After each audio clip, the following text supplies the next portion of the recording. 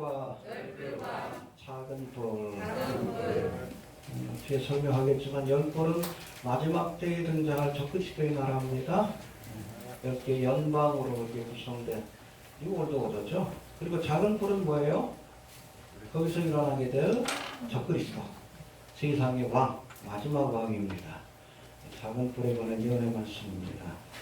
우리가 지난 시간까지 살펴본 다니엘 6장까지, 우리 6장은 좀 생략했지만 이 6장까지는 바벨론 포로로 끌려온 다니엘이 바벨론 제국에 이어서 메데바사 제국의 총리 대신 되기까지 파란만장한 일대기, 그러니까 다니엘의 일대기 1장부터 6장까지 끝나는 거예요. 이해가 됩니까? 오늘부터 살펴볼 7장부터 12장까지는 그 중간중간에 다니엘이 받았던 예언의 말씀, 또 꿈과 이상에 관한 말씀들을 기록한 겁니다. 연대하고는 상관이 없어요. 이해가 되십니까? 예. 다니엘이 왕들의 신임을 받고 총리 대신이 되기까지 그가 해석한 꿈과 징조가 결정적인 역할을 했죠. 2장에 보니까 누구의 꿈을? 느부갓네살 왕의 꿈을 해석하고 나서, 그러고 나서 바벨론의 총리 대신이 된 거예요. 할렐루야. 그리고 나서는 우리 4장인가요? 4장에서도 느부갓네살 왕의 꿈을 해석하는 것이 나오고, 또 5장에 보니까 바벨론 왕 이 벨사살이 성전 기명으로 술을 마실 때에 갑자기 손이 나타나서 분적에다가 뭘 하셨어요? 그렇죠. 그것을 해석함으로, 아무튼 이 다리오 왕에게도, 메데바사국의 왕인 다리오 왕에게도 신임을 얻고 이 바사국의 총리 대신이 될 수 있었던 겁니다. 이해가 되십니까? 예. 아무튼 이 메네메네 대개 우바르신, 우리가 지난 시간에 살펴봤는데 무슨 뜻이에요? 세워보고 달아보고 나누어 주셨다. 해봅시다. 메네. 무슨 뜻이에요? 예, 이 바벨론의 연안을 세워보신 겁니다. 여러분, 세상 나라는 영원하지가 않아요?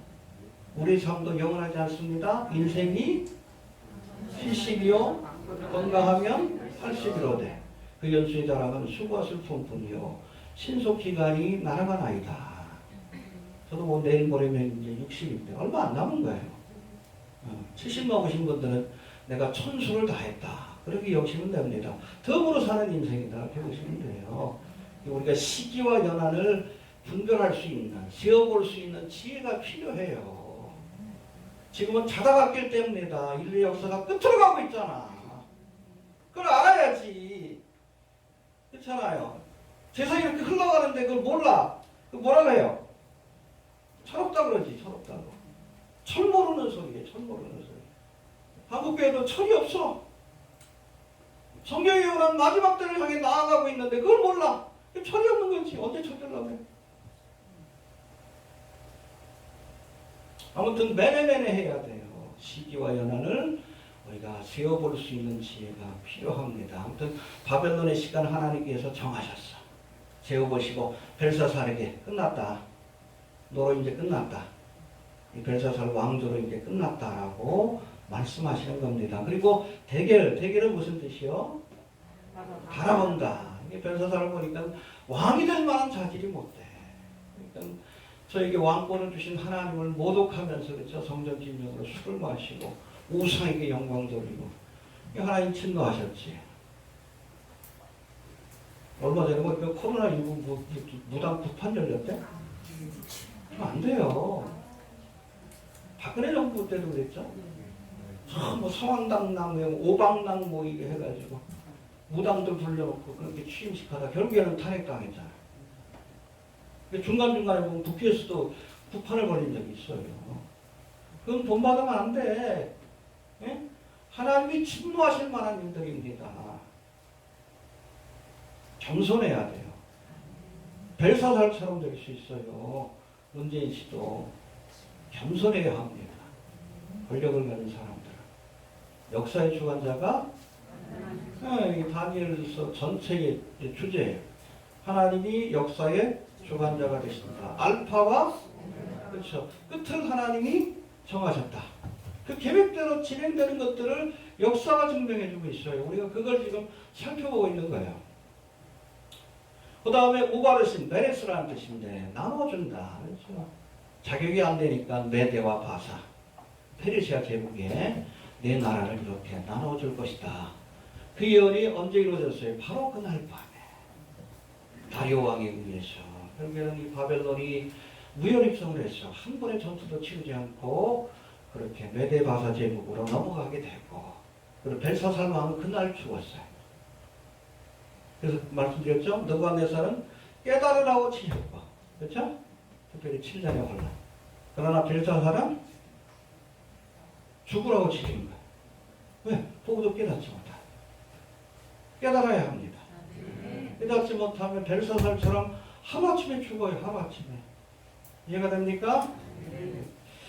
이처럼 2장과 4장과 5장이 다니엘이 바벨론 왕들의 꿈을 해석한 그런 사건들을 기록한 것이라면, 앞서도 설명한 것처럼 7장부터 12장까지는 다니엘이 직접 받은 꿈과 이상에 관한 그런 기록과 거기에 대한 해석을 달아놓은 거예요.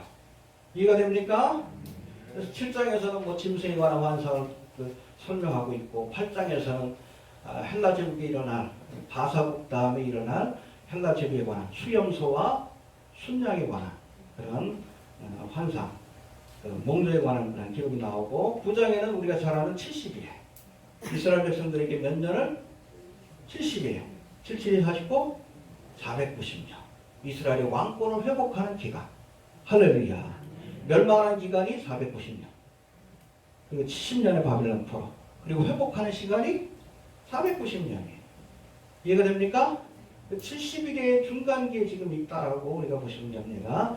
69일에까지는 지금 성취가 됐고, 그리고 나서 이스라엘이라는 나라 자체가 지금 사라진 상태이기 때문에 예언이 성취될 수가 없었어요. 그런데 1948년 5월 14일 저들이 고토로 돌아와서 나라를 재건함으로 마지막 한일에 야곱의 환란으로 일컬어지는 한일의 예언이 성취될 수 있는 조건이 만들어진 겁니다.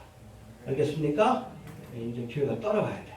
그리스도가 등장해서 7년간의 언약을 맺으면 이제 그것이 바로 7년대 환란. 이스라엘 입장에서는 한일의 그런 예언이 성취되는 기간이 될 겁니다. 알겠습니까? 예, 아무튼 70일에 관한 예언의 말씀 다음 시간에 살펴봅니다. 또 10장에서는 세일의 기도에 관한 말씀, 그리고 11장에서는 북방왕과 남방왕, 이건 프톨레미 왕조와 셀쿠스 왕조에 관한 예언의 말씀인데, 그 둘이 격돌하는 과정 속에서 안티오쿠스 에피파네스라고 적그리스도를 예표하는 인물이 등장을 해요. 그 인물이 어떻게 이스라엘 백성들에게 고통을 주고, 또 아무튼 그를 물리치고 어떻게 이스라엘 백성들이 하나님의 영광을 드러내게 될지에 대한 예언의 말씀이 나오는데, 이건 아마 다음 시간에 살펴볼 것 같습니다. 그리고 12장에는 마지막 때에 있을 사건에 관한 예언의 말씀으로 마무리 짓게 됩니다. 여하튼 1장부터 우리 6장까지는 다니엘의 일대기, 그리고 바벨론 왕들의 꿈을 해석한 기록이라면 6장부터 12장까지는 누구의 꿈? 다니엘에게 직접 주셨던 꿈을 해석하는 그런 내용이 담겨져 있다. 그렇게 이해하시면 될 것 같습니다. 이처럼 이런 하나님께서 다니엘에게 주신 그런 꿈 가운데 그 첫 번째가 오늘 본문에서 우리가 살펴본 네 짐승에 관한 그런 꿈입니다. 네 짐승에 관한 꿈인데, 이 꿈은 2장에 등장하는 느부갓네살에게 주신 커다란 신상에 대한 꿈의 반복이라고 볼 수 있어요. 이해가 됩니까? 그래서 사자는 정금머리, 그리고 은으로 된 팔과 손은 뭐로 또 묘사되어 있어요? 네? 메데바사 제국인데 곰으로 묘사되어 있죠. 그 다음 일어나게 돼. 그렇죠? 노스로 된 배와 넓적다리. 이거 무슨 제국입니까? 헬라 제국. 표범으로 묘사되어 있죠. 그렇게 비교가 돼요. 그리고 마지막 때에 등장할 짐승은 로마 제국. 그리고 로마 제국의 뿌리를 든 신성 로마 제국인 적그리스도의 나라에 관한 예언의 말씀인데, 2장과 7장의 가장 큰 차이점은 7장에서는 여기 작은 뿔로 묘사되는 10뿔 가운데 한 뿔이 일어났다 그랬죠. 한 뿔 혹은 작은 뿔로 묘사되고 있는 적그리스도에 관한 예언의 말씀이 아주 자세히 나옵니다.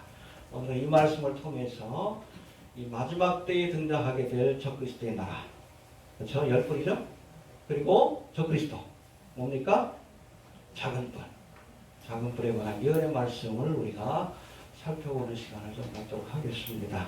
먼저 신상과 내짐승을 한번 비교해 봅시다. 다니엘 2장에 등장하는 이 정금으로 된 머리와 오늘 본문에 등장하는 날개 달린 사자, 이것이 뭘 상징합니까? 바벨론 제국, 그리고 바벨론 왕, 구체적으로 느부갓네살 왕을 상징해요. 사자를 한번 봅시다. 시작.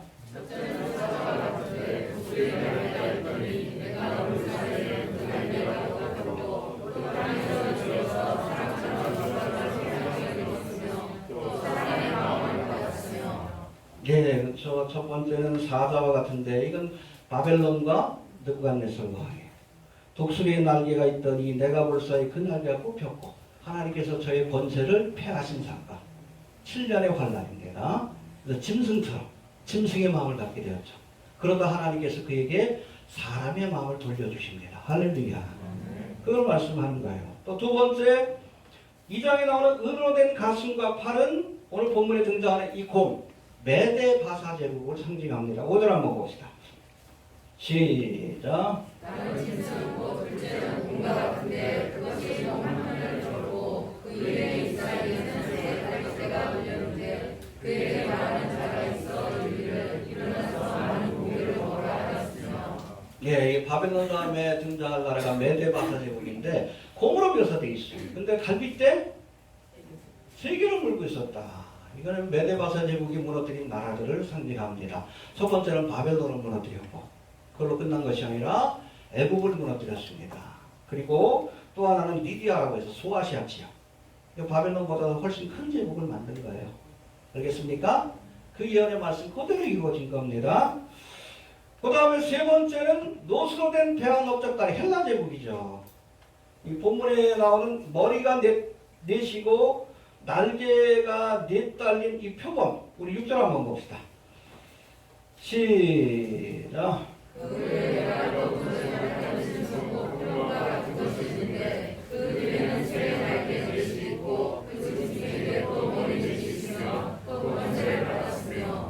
예, 헬라 제국을 누가 건설합니까?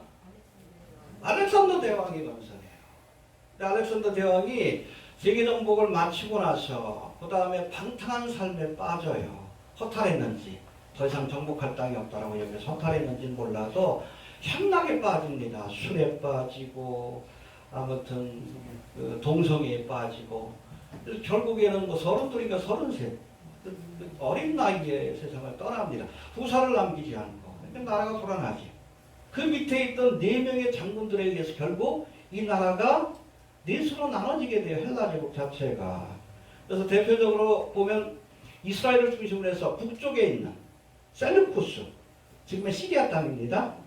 셀루쿠스 장군이 만든 셀루쿠스 왕조가 있고, 그리고 이스라엘을 중심으로 남쪽에 있는 애굽 지역이에요.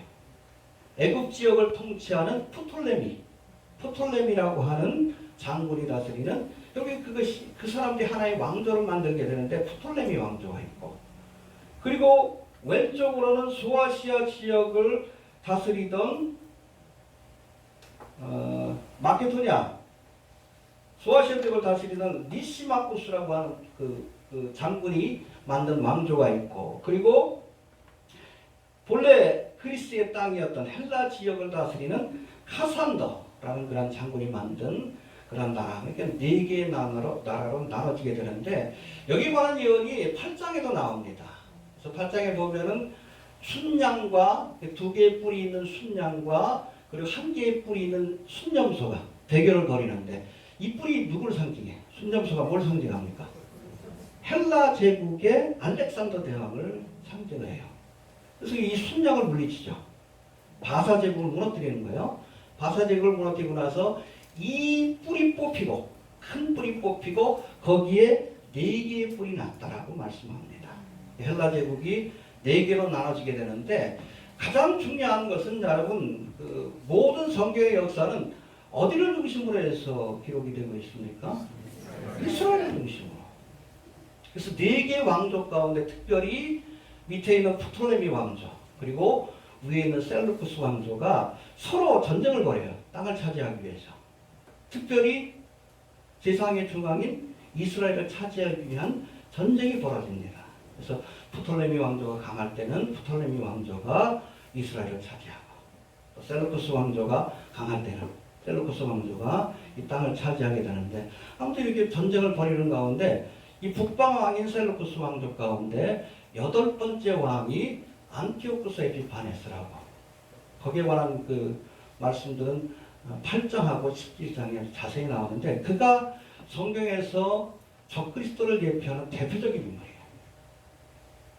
대표적인 인물입니다. 8장인가 11장에 보면 이 셀루쿠스에 대해서, 안티오쿠스 에피파네스에 대해서 아예 적그리스도를 묘사하는 그 표현 가운데 하나인 작은 불로 묘사합니다. 작은 불로.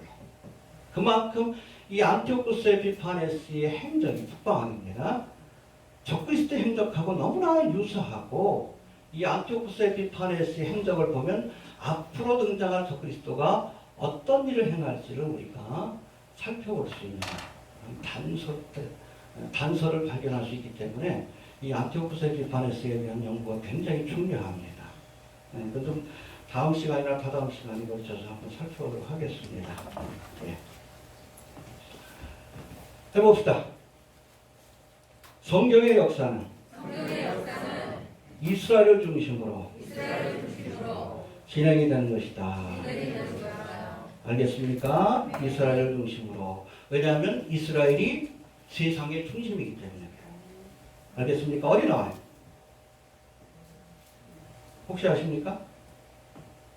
다니엘 38장 12절에 나와요. 한번 봅시다.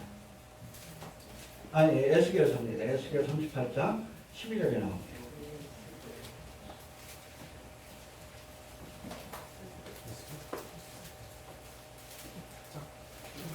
38장 12절. 이 고가마오의 전쟁을 묘사한 말씀이에요. 한번 봅시다. 시작.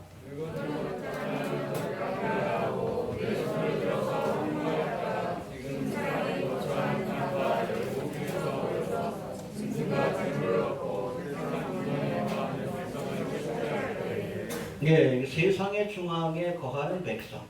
누구요? 이스라엘도 세상의 중심이라고 하나님이 묘사합니다. 알겠습니까? 이게 그 원어를 보면 이 세상의 중앙, 중앙이라는 단어가 영어로는 네이블이라고 되어 있어요. 배꼽입니다. 배꼽. 세상의 중심. 거기가 이스라엘이에요. 그러니까 적그리스도도 마지막 때 여기를 차지하려고 하는 거예요. 북방왕과 남방왕이 이 팔레스타인 지역을, 이스라엘 땅을 차지하려고 했던 이유도 바로 거기입니다. 여기를 차지하게 되면 어떻게 돼요? 아시아와 아프리카와 그리고 유럽을 차지할 수 있게 되는 거예요. 교통이 요지이기 때문에 그래요. 세상의 중앙입니다. 성경의 모든 구속사는 누구를 중심으로? 이스라엘 중심으로 진행되는 거예요. 하나님의 타임테이블, 타임피스. 정말에 여러분 시간이 어디까지 왔는지 알려면 어디를 봐야 돼? 이스라엘을 봐야 돼요. 중국이 아니에요. 일본이 아니에요. 대한민국이 아닙니다. 하나님의 구속의 역사에 있어서 나머지 나라들은 관심이 없어. 하나의 4개의 나라가 있지만 하나님께서 이 두 왕조에 관심을 가지고 구체적인 예언을 기록하신 것은 이것이 이스라엘과 연관되어 있고 하나님의 구속의 역사와 연관되어 있기 때문에 그래요. 이해가 됩니까? 그래서 우리가 이 마지막 때가 얼마나 가까웠는지 알려면 나머지 건 여러분 어떻게 보면 방증이에요. 방증. 참고하는 거고, 전쟁의 소식, 코로나의 소식, 온역의 소식 이런 거는 참고하는 것뿐이고 가장 여러분 직접적인 증거는 이스라엘이에요. 왜? 이스라엘이 세계의 중심이기 때문에 그래요. 하나님의 눈동자고. 이해가 됩니까? 근데 이스라엘이 지금 성경에서 예언하고 있는 에스겔 38장에서 예언하고 있는 고가마오의 전쟁이 임박한 시대에 우리가 살고 있잖아. 그걸 보면서 아, 주님 오실 날이 가깝구나. 그걸 알 수 있는 거예요. 잊어버리지 맙시다. 모든 성경의 예언은 누구를 중심으로? 이스라엘. 그렇죠. 이스라엘을 봐야 돼요. 그래야지 하나님의 타임테이블이 종말의 시계가 어디까지 왔는지를 우리가 알 수 있는 겁니다. 알겠습니까? 네. 또 어떤 분들은 뭐 중국을 중심으로 해서 앞으로 뉴월드 오더가 세워진다고 하는데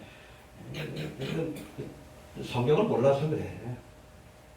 앞으로 여러분 뉴월드 오더 세계 정부가 세워지면 그건 여러분 중국이 아니에요. 로마를 중심으로 해서 신성 로마 제국이기 때문에 유럽을 중심으로 해서 유럽이 중심이 돼가지고 뉴월드 오더가 세워지는 거예요.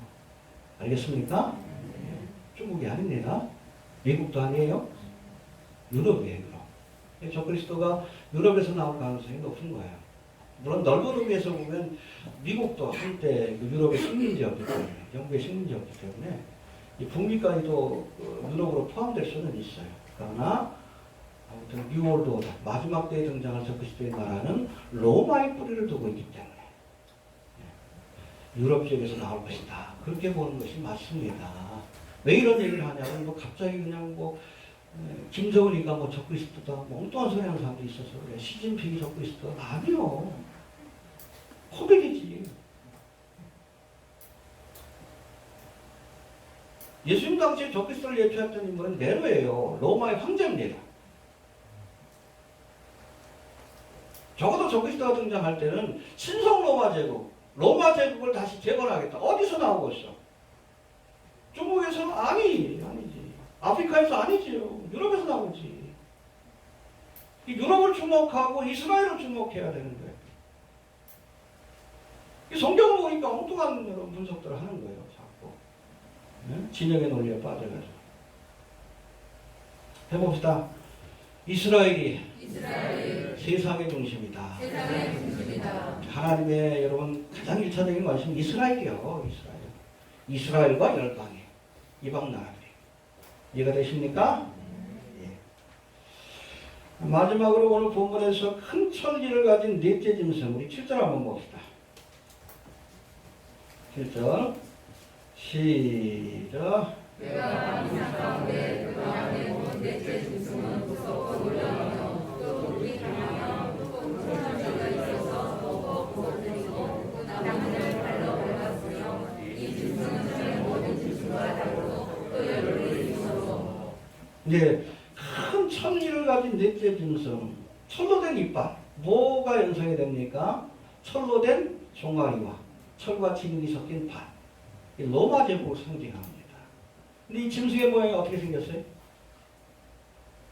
구체적으로 설명하지 않습니다.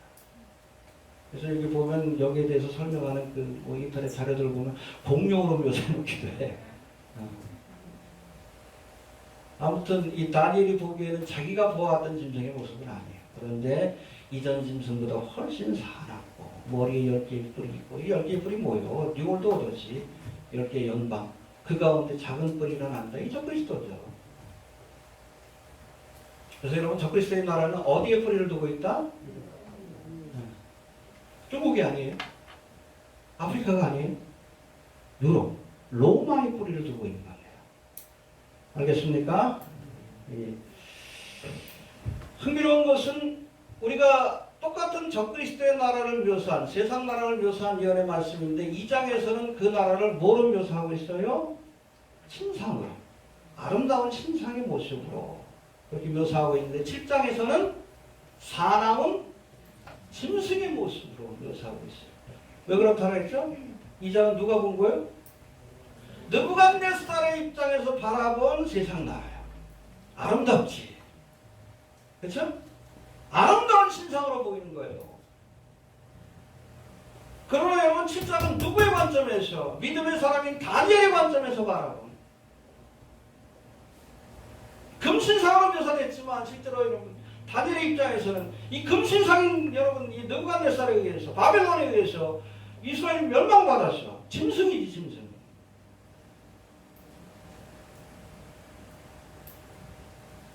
과연 우리가 세상 나라를 금신상과 같이 아름답게 볼 것인가? 아니면 사나운 짐승처럼 보이는가? 아니 또 세상 나라가 금신상처럼 그렇게 아름답고 존귀하고 귀하게 여겨진다면 아직 내가 거듭나지 못한 그리스도인이라는 뜻이에요. 그리스도인들에게 있어서 세상 나라는 항상 하나님의 백성들을 핍박하고 어려움을 주었던 짐승과 같은 존재입니다. 알겠습니까? 세상이 신상처럼 아름답게 보인다? 내 믿음을 돌아봐야 돼. 짐승처럼 보여야 돼요. 뉴월드 오더라고 세상에서는 아름다운 나라인 것처럼 묘사하지 아니요. 무서운 짐승으로 열불 달린 이빨은 철로 돼 있고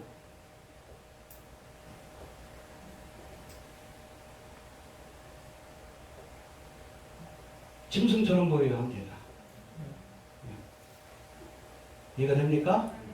세상 사람들에게는 아름다운 모습으로 보인다 할지라도 적어도 하나님의 백성들에게 우리가 잠시 있다가 머물다가 가는 그리고 많은 하나님의 백성들을 핍박하고 죽음의 길로 몰았던 짐승으로 보일 수 있어야 한다는 겁니다. 이해가 되시죠? 네. 이제는 구체적으로 이제 마지막 때에 등장할 이 로마의 뿌리는 열불과 작은 뿔, 적그리스도의 나라와 적그리스도에 대해서 한번 살펴보도록 합니다. 우리 23절부터 26절까지 한번 먼저 살펴봅시다. 시작. 모든 자가 이스라엘의 넷째 짐승은 우상의 넷째 나라인데 이는 모든 나라보다 달라서 천하를 삼키고 달과 수석을 것이며 그 열불은 이 나라에서 이 나라에 멸망하며 그 후에 또 하나가 일어나니 그는 너를 변천대로 또 새 왕을 복종시킬 것이며 그가 장차 지극히 높은 자를 가져가며 또 지극히 높은 자의 성도를 괴롭게 할 것이며 그가 또 때와 법을 공격하게 할 것이며 성도는 그의 손에 붙임바 되어 한때와 두때와 한때를 지내리라. 예, 여기 보니까는 먼저 열불로 된 나라 거기 보니까 이빨이 뭐로 되어 있다고 되어 있습니까? 천리를 갖고 있었다. 해봅시다. 천리를 갖고 있었다. 예, 모든 나라와 달라서 천하를 삼키고 발과 부서드릴 것이요 새 왕을 복종할 것이요. 8절에 보면 천리가 되어 있다. 이 뿌리가 어디예요? 로마입니다. 로마의 뿌리를 두고 있는 거예요. 말씀드렸지만 아까도 이 적그리스도의 나라는 어디를 로마를 근거지로 유럽을 근거지로 해서 일어난 나라라는 것을 우리가 꼭 기억할 수 있게 되길 바랍니다. 역사 속에서도 이 로마 제국을 그렇게 다시금 부활시키려는 그런 시도들이 있었어요. 그 시도를 했던 첫 번째 세력이 누굽니까? 로마 카톨릭이에요. 이해가 됩니까? 로마 카톨릭이에요. 로마 카톨릭의 신학은 정말로 9,000년설이에요. 자기들이 천년왕국을 만들면 예수님이 오신다 해요. 이해가 됩니까? 지금도 그걸 꿈꾸고 있어요. 로마 카톨릭이. 그래서 음녀 바벨론 음녀살입니다. 일단 로마 카톨릭이고 또 최근의 역사 속에서 이 적그리스도의 나라를 다시금 세우려고 했던 신성로마 제국을 세우려고 했던 유명한 사람이죠. 그게 바로 히틀러입니다. 히틀러가 유럽 전역을 이렇게 평정하는 과정 속에서 사실은 로마 카톨릭이 히틀러를 축복해 줬어요. 여러 가지 증거들이 있습니다. 그 과정에서 뭐 유태인들을 뭐 600만 명을 죽이고 잔혹한 일을 하니까 선도를 했지. 원래는 여러분 로마 카톨릭의 허락을 받고, 왜냐하면 뜻이 같아. 히틀러의 목적도 신성 로마 제국, 로마 제국을 다시금 건설하는 거예요. 로마 카톨릭의 목표도 로마 제국을 다시금 건설하는 거예요. 이해가 됩니까? 딱딱하게 맞아가지고 2차 대전을 일으킨 거예요. 그 유태인들을 3분의 1이나 죽였어요. 당시에 600만 명. 전 세계 유태인들이 한 1,800만 정도입니다. 3분의 1이 죽은 거예요. 이 히틀러가 마지막 때에 등장할 적그리스도를 얘기하고 있어요. 적그리스도가 누구와 야합을 합니까? 로마 카톨릭하고 야합하지. 뉴월드도 정치 경제는 일루미나티가 지금 맡고 있고, 여러분 종교 영역은 누가 맡고 있어요? 로마 카톨릭 예수의 상징이 되잖아요. 야합해가지고 뉴월드 오더를 만드는데 결국에는 여러분 이 적그리스도가 열불이 정치 경제적인 세력들이 로마 카톨릭을 아주 잔혹하게 나중에 멸망시키자. 함께 만들었다 팽당하는 것이 로마카톨릭.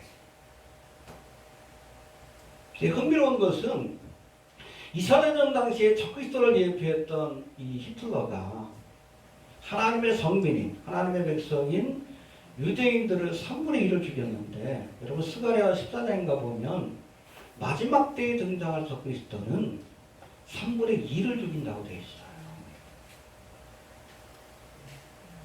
유대인의 홀로코스트는 끝난 게 아닙니다. 2차 대전은 예고편이에요. 본격적인 홀로코스트는 7년 대환란 때 일어나게 될 겁니다. 그 가운데서 하나님께서 3분의 1을 보존하여서 천년왕국으로 데려가시는 거예요. 이해되십니까? 아무튼 열풀과 작은 풀. 자, 이제 열풀로 상징되는 마지막 적그리스도의 나라와 이 나라를 통치할 작은 풀, 적그리스도에 대해서 조금 더 살펴볼 터인데, 먼저 23절 봅시다. 시작.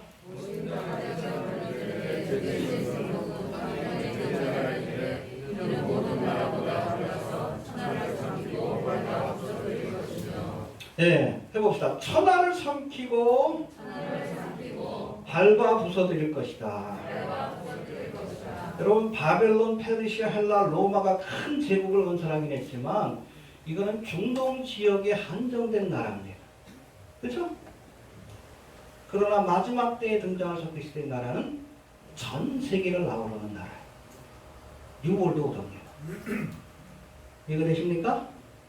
유럽과 중동 지역만 포함하는 나라가 아니라 천하를 밟을 거라고 했어요. 천하를 다 정복할 것이다. 뉴월드 오더입니다. 신성 로마 제국을 건설하려고 하는 세력들은 유럽에다만 만드는 게 아니에요. 전 세계를 적그리스도의 나라로 만들기 위한 계획들을 지금 진행시키고 있다. 기억할 필요가 있습니다. 또 두 번째, 천하를 삼키고 밟아 부숴드린다. 해봅시다. 천하를 삼키고 밟아 부숴드린다. 예, 뉴월드 오더가 세워지면 여러분 이건 민주주의 국가가 아니에요. 폭정을 행하는 나라가 될 겁니다. 모든 사람들에게 베리처를 받기 위해서 24시간 사람들을 통제 감시하고, 말 안 들으면 어디? 폐마에 가두고, 그래도 말 안 들으면 단두대에서 사람들을 처형하는 그런 나라가 될 거예요. 그 다음에 휴거됩시다. 네. 세계제국입니다. 이거 되셔요? 유럽 땅에 제한된 나라가 아니라 천하를 밟아 부숴뜨리는 전 세계적인 제국, 뉴월드 오더가 될 겁니다.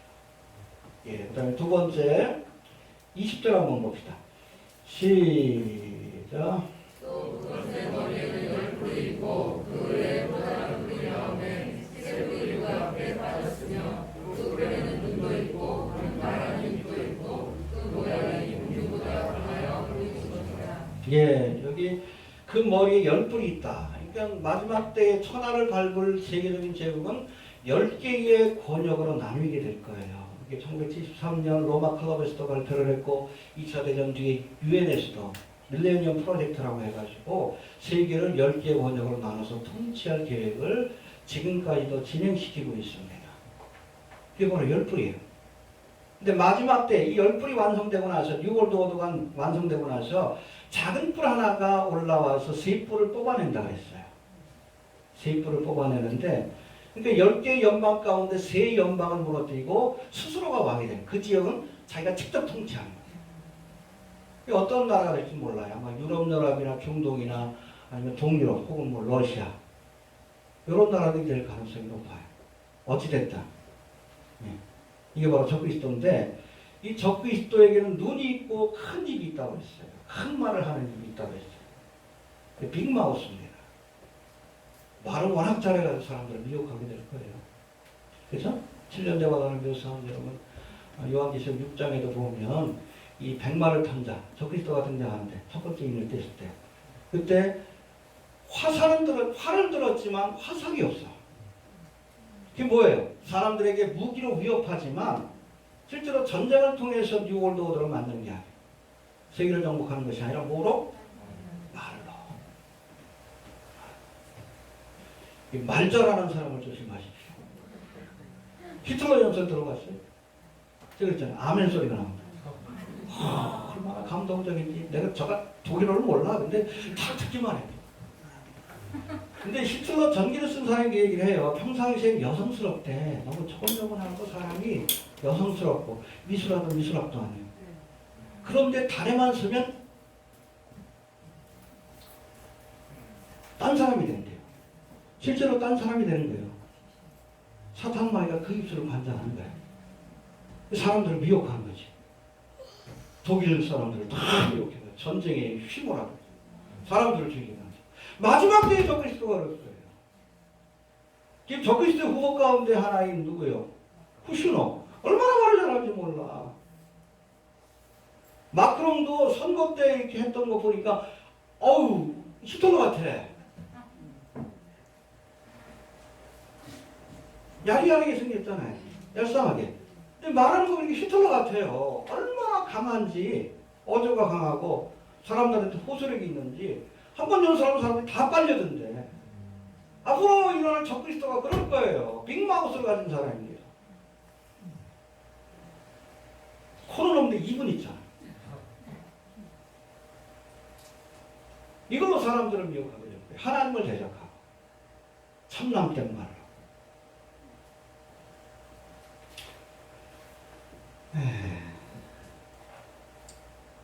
구체적으로 이 작은 불의 행동을 한번 다시 한번 살펴봅시다. 25절을 봅시다. 시작.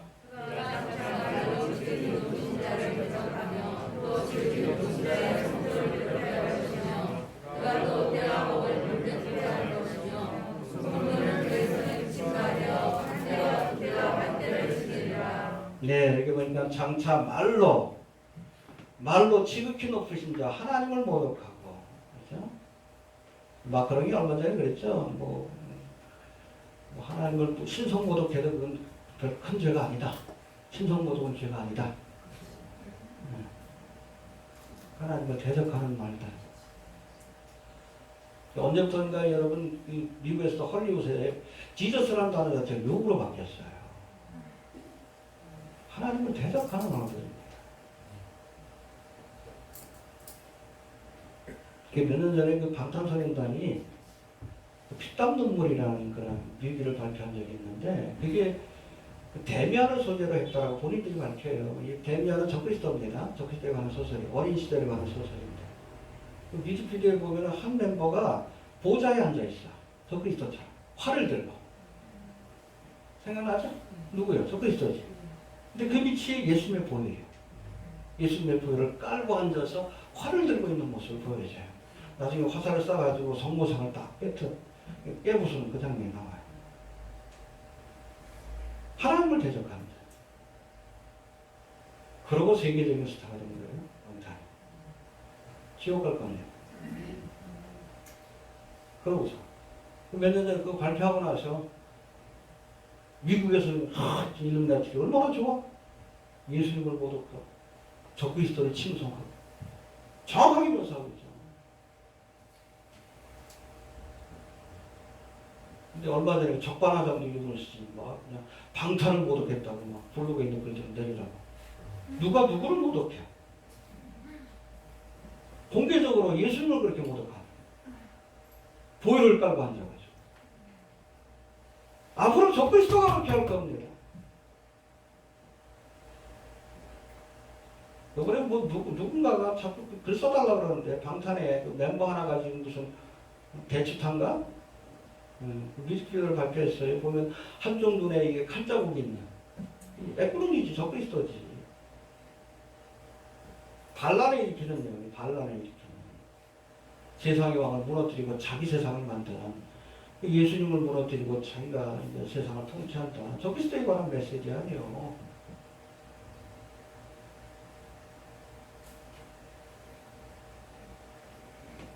대적하는 얘기들을 공개적으로 할 거예요. 적그리스도가 등장하게 되면. 그래서 말 잘하는 사람 조심합시다. 말 잘하는 사람. 그 말에 많은 사람들이 미혹되게 될 겁니다. 그 다음에 25절 다시 한번 봅시다. 시작.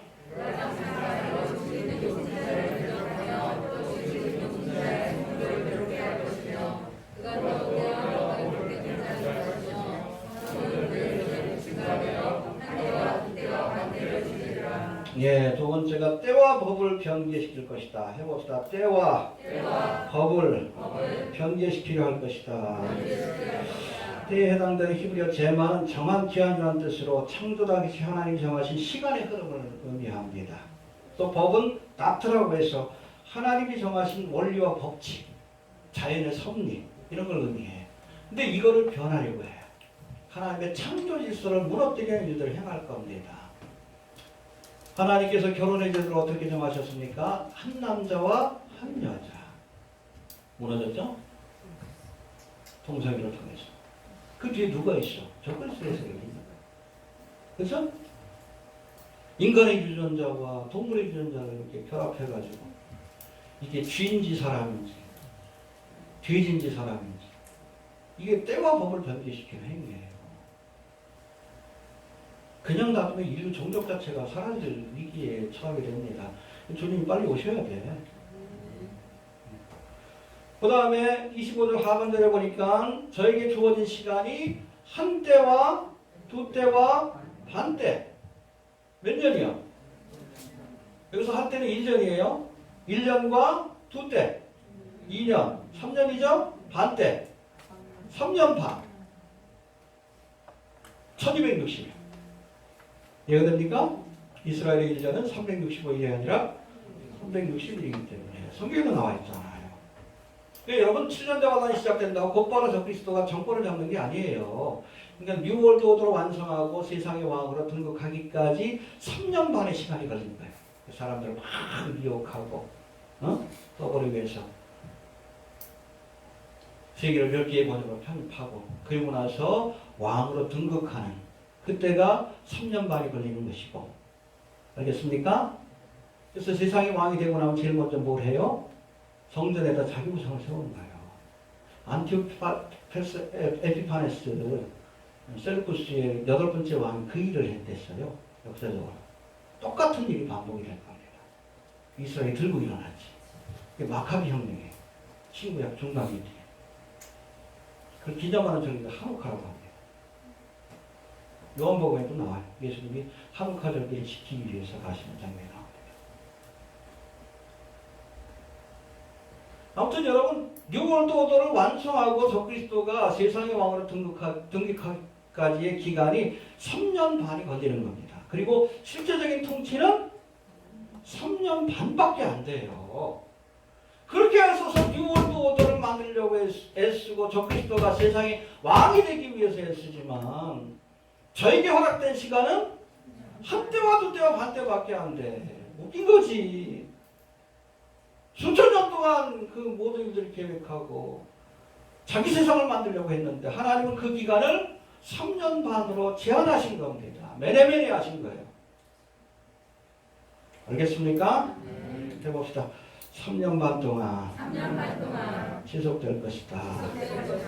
예, 이처럼 하나님이 한정하신 시간이지만 이때를 살아가는 성도들에게는 모든 핍박과 혼란이 닥쳐오게 될 것임을 기억할 수 있게 되길 바랍니다. 첫째는 유대인들에게 3분의 2가 죽는다 그랬죠? 그 뒤늦게 레프트 비하인드에서 여러분 회개하고 예수를 믿은 7년 대화단의 기간 동안 저들에게는 모든 환란과 핍박, 짐승의 표를 강요하고 짐승에게 여러분 경배하기를 강요하는데 그 거절하면 다 죽여버릴 거예요. 물건을 사고 팔 수 없는 세상이 옵니다. 아마 베리칩이 짐승의 표를 쓰여질 것으로 많은 사람들이 얘기합니다. 지금 준비 과정이에요. 본격적인 것은 그때 진행이 될 겁니다. 예고편만 봅시다. 알겠습니까? 예. 그리고 26절 말씀이 너무나 중요해요. 26절 말씀만 봅시다. 26절. 시작. 그러나 심판이 시작된 지 그는 권세를 빼앗기고 끝까지 멸망할 것이요. 해봅시다. 심판이 시작된 지. 그렇죠. 시작되자마자 멸망하는 거예요. 주님이 여러분 3년 반이 끝나고 나서 한 때와 두 때와 반 때가 끝나고 나서 이 땅에 지상재림하십니다. 어디로? 그렇죠. 감람산으로. 그래서 심판을 시작하면 전쟁이 아니에요. 우리가 아마겟돈 전쟁 얘기하는데 아마겟돈 전쟁 아니에요. 그냥 학살입니다. 포도주 틀의 재앙이지. 전쟁은 뭐예요? 서로 싸우다가 이기는 거지. 일방적으로 이깁니다.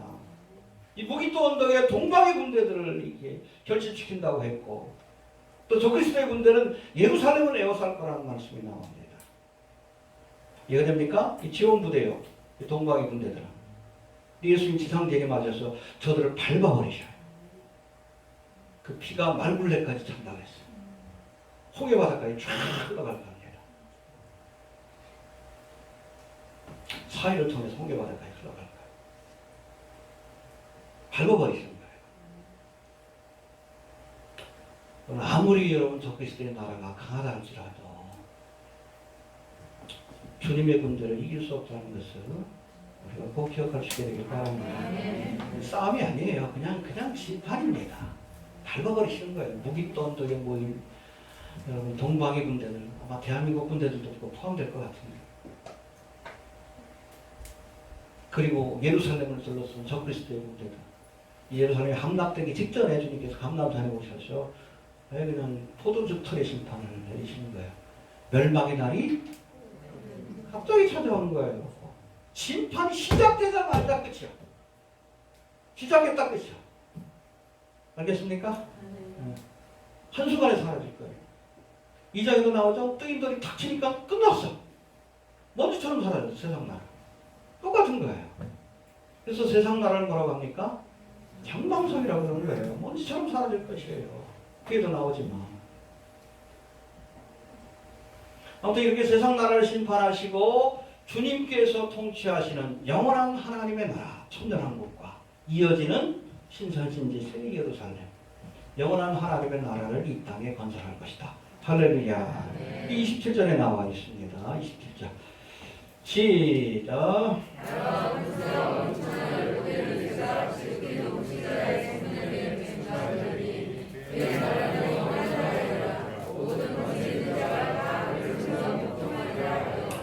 할렐루야.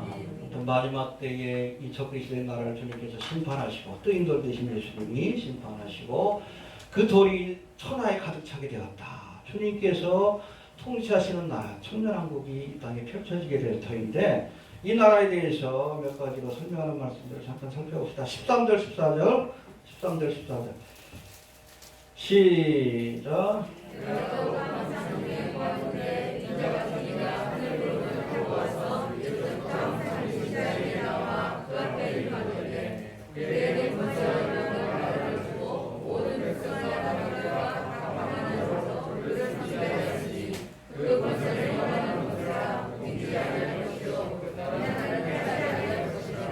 예, 열불로 상징되는 세상 나라와 작은 불로 상징되는 적그리스도를 심판하고 이 땅에 영원한 하나님의 나라, 뜨인돌 대신 주님이 오셔서 하나님 나라를 세울 텐데 여기 보니까 인자가 다스리는 나라. 여기서 이 말하는 인자는 바로 예수님입니다.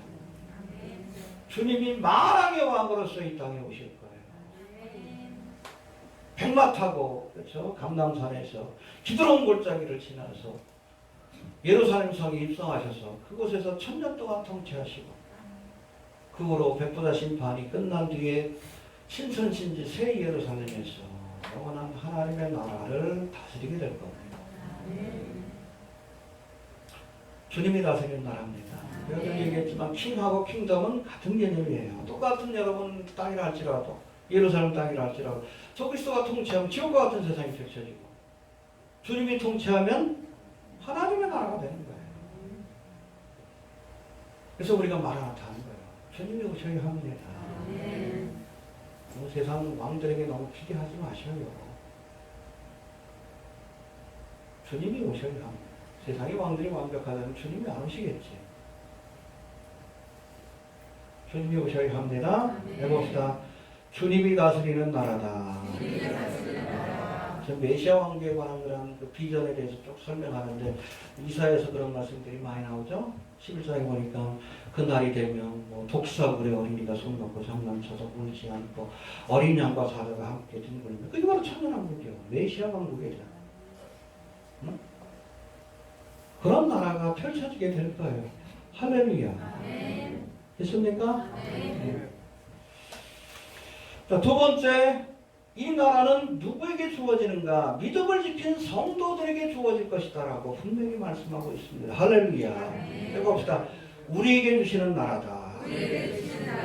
세상 사람들은 음부와 지옥불로 던지시고 우리가 유업을 얻을 나라입니다. 할렐루야. 22절 봅시다. 시작.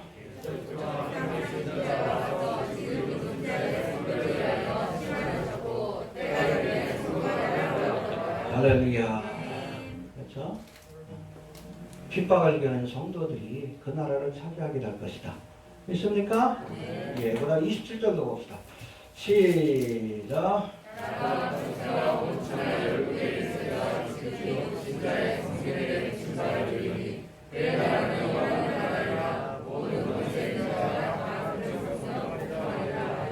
예, 27절에서 말하는 성민, 거룩한 백성인데 구체적으로는 이스라엘을 의미합니다.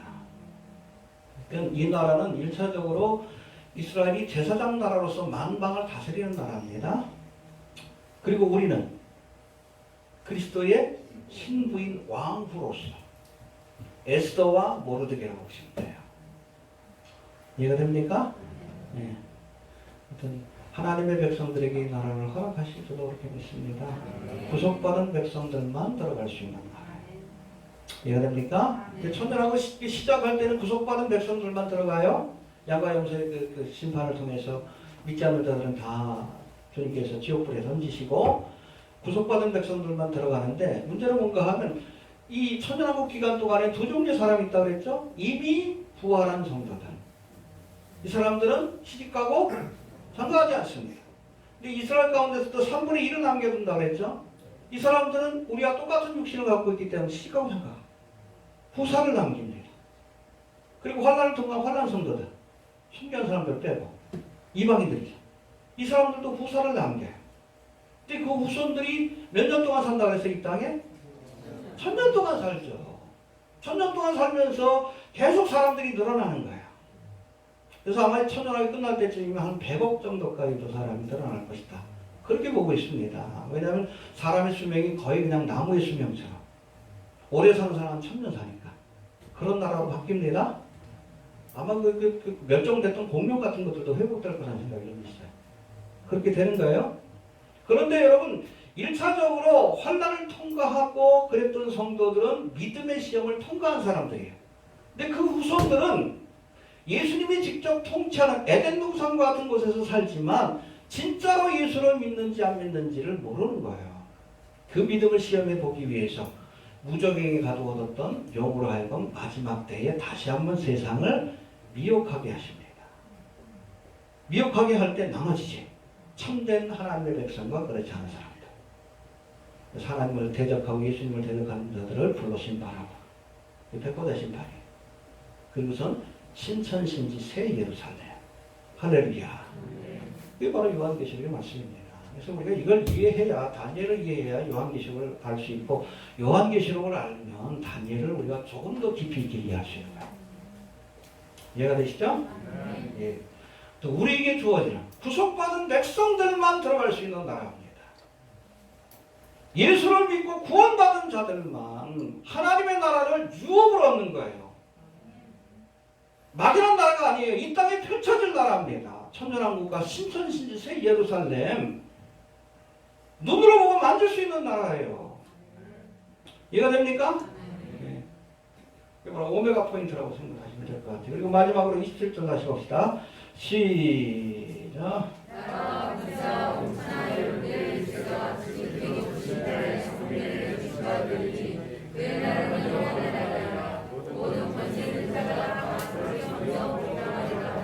예, 그 나라는 영원한 나라가 될 것이다 라고 말씀합니다. 바벨론도 있다가 사라졌어요. 페르시아도 있다가 사라졌습니다. 헬라 제국도 있다가 사라졌습니다. 로마도 사라졌어요. 저 그리스도의 나라도 몇 년 만에?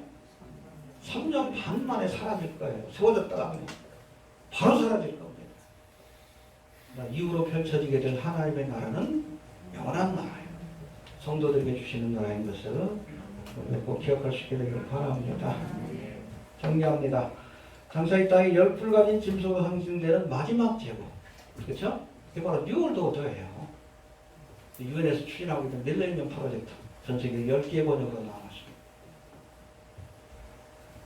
대략적인 건 나오는데 구체적인 건 아직 안 나왔어요. 그러니까 한반도 같은 경우에도 이 대한민국이 중심이 된다는 계획도 있고 일본이 중심이 된다는 계획도 있어요. 옛날의 계획을 보면 이 한반도를 북한은 중국에 편입시키고 남한은 일본에 편입시킨 걸로 있는데 이 계획이 바뀐 것 같아요. 일본이 역할을 못하니까. 동북아의 중심이 대한민국으로 바뀌고 있어요. 9월 달에 G7 회의가 있습니다. 선진국 7개국. 거기에 트럼프가 우리나라를 초대했어요. G8 시대입니다. G7이 아니고 G8 시대입니다. 대한민국 이상이죠. 트럼프도 그렇지만 빌 게이츠가 우리나라를 파트너로 뉴월드 오더를 세우면서 파트너로 삼잖아. 일본은 버림받고 대한민국 선택받은 거예요. 누구에게? 일루미나티에게. 이해되십니까? 참 복받은 나라예요. 어찌됐든 10개 번역으로 나눠지긴 하는데 유동적이에요. 국가마다는 좀 유동적이에요. 특별히 한반도의 상황은 그때그때마다 좀 달라지는데 제가 보기엔 이렇게 되면은 동북아의 중심이 아마 대한민국을 중심으로 일본도 중국도 아마 거느리게 될 가능성이 높아요. 거느리게 될 가능성. 동북아 공동체를 만드는데 10개 국 가운데 거기에 아마 대한민국이 중심이 되는 가능성이 큽니다. 아무튼 이게 10개 번역으로 나눠지게 되고 그 가운데 10개 번역이 나눠지고 나면 6월 도어가 완성되면 그 가운데 세계 연방을 누가 적그리스도가 나타나서 직접 통치합니다. 직접 통치합니다. 그러니까 다 그 왕들 다 뿌리를 뽑아버리고 직접 통치하게 되고 그러나 이 뉴월드 오더가 완성되고 적그리스도가 완성된다 할지라도 그 기간은 1260일밖에 안 돼. 천일야화합니다. 천일야화. 네? 주님 오시면 한순간에 사라질 것들이에요. 그래서 세상 나라는 장망성이라고 하는 거예요. 그 후에 주님께서 이 땅에 하나님의 나라, 주님이 통치하는 나라를 만드실 겁니다. 그 나라 누구 만들어갈 수 있어요? 하나님이 선택하신 성민, 거룩한 백성들 만들어갈 수 있어요. 예수를 믿어야 하나님의 나라를 유업으로 얻을 수 있습니다. 이 땅에서 우리가 예수님을 만왕의 왕으로 주로 고백하고 그렇게 섬겨야 됩니다. 예수님의 주되심을 우리가 인정하고 주님의 뜻대로 살려고 했어야 돼요. 입술로 주여 주여만 하면 안 돼. 만왕의 왕이신 주님의 뜻에 순복하는 자가 하나님의 나라, 주님이 왕이 되시는 나라인데 지금 우리가 순복해야 그 나라에 가서 또 순복할 거 아니에요. 그런 사람들만 데려가시지 입술로만 주여 주여 한다고 하는 거 아니에요. 주님의 뜻대로 살려고 했었는데 그게 정말로 구속받은 자들이지. 입술로는 주여 주여 그러는데 뒤에서는 그냥 엉뚱한 짓. 자기 뜻대로 살아. 바리새인 소리 많죠. 입술로는 하나님의 말씀에 순종한다고 하면서 말씀보다 이데올로기를 더 귀중하게 해요. 믿는 사람 아니에요. 예수님의 왕되심을 인정하고 그런 사람들이 영원한 하나님의 나라를 얻을 성민이 될 수 있다는 것 기억하시게 되길 바랍니다. 그 나라를 바라봅시다. 기쁘죠? 코로나로 이제 뭐 세상이 이제 멸망이라고 하는데 올해의 단어가 멸망 같아요. 멸망이 멸망. 나아지지 않을 겁니다. 그나마 주일날 예배 드릴 수 있는 것만 해도 감사하죠. 수요 예배도 좀 드리려고 했는데 또 그냥 확 터지는 바람에 조금 더 눈치를 봐야 될 것 같아요. 이대로 가다 주님 오실 것 같기도 하고 조금만 견뎌봅시다. 영원하신 하나님의 나라 주님께서 왕권을 갖고 오실 겁니다. 알겠습니까? 네. 이 나라를 바라보면서 장망성과 같은 세상 나라가 아니라 다 무너진다는 거 보여주셨잖아요. 영원한 인자가 다스리는 뜨인돌 대신 주님이 다스리는 하나님의 나라를 소망한 그런 성도가 됩시다. 세상 나라가 아름다운 신상처럼 보이면 안 돼요. 짐승처럼 보여야 돼. 네. 그래야 돼. 세상에 정내미가 떨어졌다. 그게 정상적인 거예요. 그렇잖아요. 지금 하나들 봐. 뮤직비디오 뭐. 자꾸 뭐 그냥 해석해달라고 그러는데 보면 모르나? 안 봐도 알겠던데. 그렇죠? 족발 신발도 유행하고 염소뿔도 유행하고 그래. 얼마나 음란하고 그렇습니까? 그렇죠. 어딘가 뭐 여담이지만 뉴스가 나오는데 보니까는 이 트랜스젠더끼리 결혼을 했어요. 트랜스젠더끼리 여자였다가 남자로, 남자였다 여자. 근데 둘이 결혼을 했는데 아기가 생겼어요. 남편이 배가 불러. 왜 그런가 했더니 겉모습은 여자고 남자고 이렇게 바뀌었는데 아내는 안 바꿨대야지. 그게 뭐야 그게? 그게 뭐야 그게? 빨리 오셔야죠. 우리 뭐 어떻게 방탄의 동생 그룹이나 TXT 세계가 불타는 밤 뮤직비디오를 냈는데 보니까 동성애야 동성. 지네들끼리 그냥 불장난하다가 서로 치고받고 죽이는 그런 내용이에요. 동성애에 빠져가지고 참. 그 청소년들이 그거 보니까 여러분 요번 그 이태원 클럽 보면 맨 10대 아니면 20대예요. 거기. 그럼 잘 모르시죠? 청소년들 문화가 동성애 완전히 침해되어 있어요. 이대로 10년만 가면 상상할 수 없는 세상이 와요. 이미 여러분들 요즘 애들이 아니에요. 뭐 조주빈이 요 근처에 살아요. 우리 동네 살아요. 여기 살아요. 여기서 한 100m만 가면 돼. 걔네들도 다 10대, 20대 초반 아니요. 우리 지연이하고 같은 나이요. 지연이가 진명이가 같은 나이에요. 조주빈이. 요즘 애들이 그래요, 청소년들이. 애들 아니에요. 얼마나 사악한지 몰라요.